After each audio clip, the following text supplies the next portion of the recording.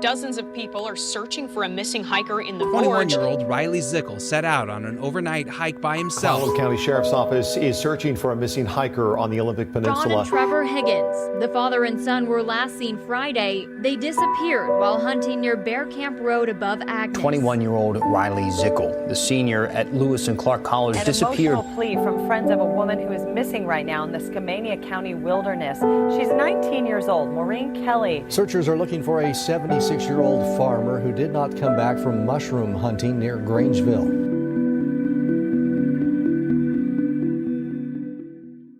Hello, and welcome back to the Pacific Northwest Missing Persons Project. I'm your host, Tanner Hoskins, Executive Director here at PNW MPP, and today's podcast is going to start off with me clearing up some information for our amazing audience and listeners. Pacific Northwest Missing Persons Project, or as I said earlier, our abbreviation PNW MPP, we are not a search and rescue organization. We do not conduct life-saving operations.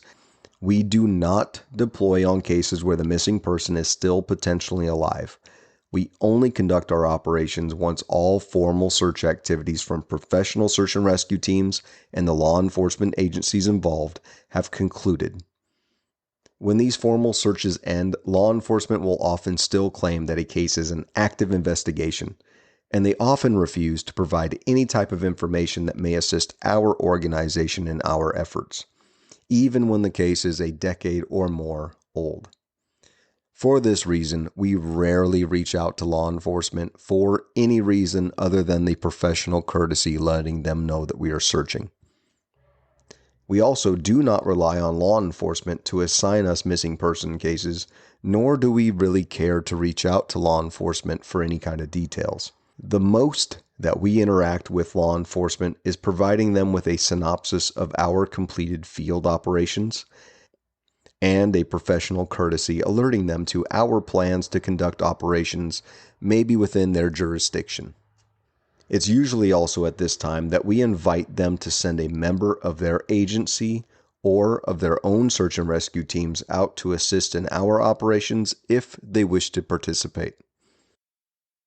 All right, with that being said, let's get into this week's episode.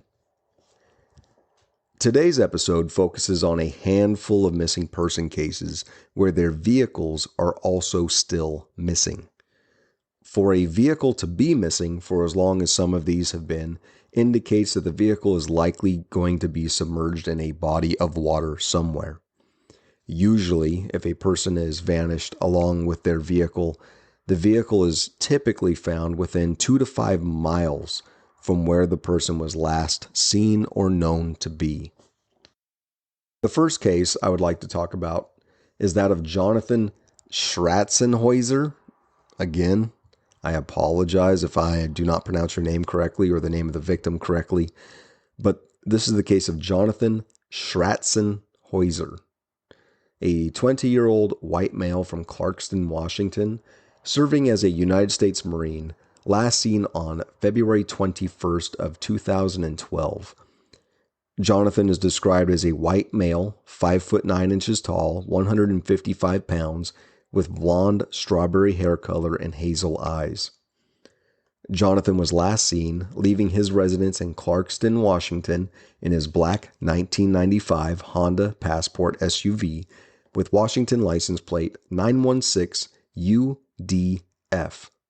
That's 916 Union Delta Frank. The hood of the vehicle is described as oxidized. Unfortunately, Jonathan left his cell phone behind at the time of his disappearance, and his bank accounts have not had any activity reported on them since he vanished. Search and Rescue spent a lot of time searching by ground and air in the surrounding counties that encompass the Clarkston area, but nothing of value has been located.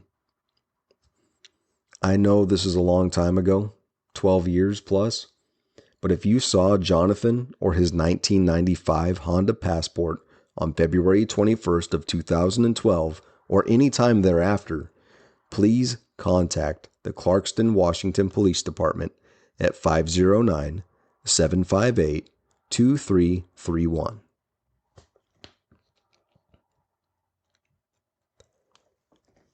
Our second case that I'd like to bring to your attention comes from the Spokane, Washington area.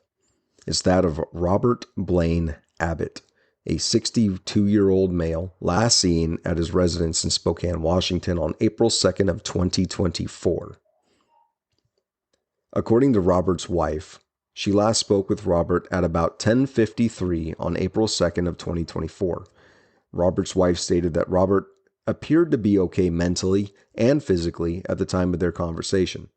The next day, family arrived at Robert's house and located Robert's vehicle, a dark blue 2018 BMW M550XI with Washington license plate Charlie Charlie Edward 5930, tags expiring in 2025.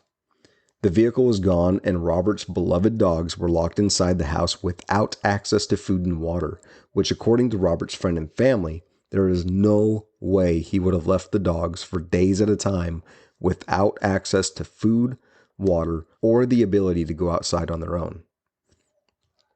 Loved ones began attempting to contact Robert, but his phone went straight to voicemail, and it's not known where Robert would have been heading when he left his residence. If you live in the Spokane, Washington area and may have seen Robert Abbott or his vehicle on April 2nd or after, please call the Spokane, Washington Police Department tip line at 509-242-8477. The last case that I would like to speak about is that of a man named Brian Joseph Page, a 16-year-old white male from Salem, Oregon, last seen on January 12th of 1975 at around 2 a.m., leaving a party on the southeast State Street near 25th Street in Salem, Oregon. Brian left the house party to care for a friend named David, who had reportedly taken LSD and was having a very bad trip. Brian located David outside of the house party and offered David a ride to his home in Brian's turquoise 1962 Volkswagen Bug with a black left fender and Oregon license plate 7 Paul 3626.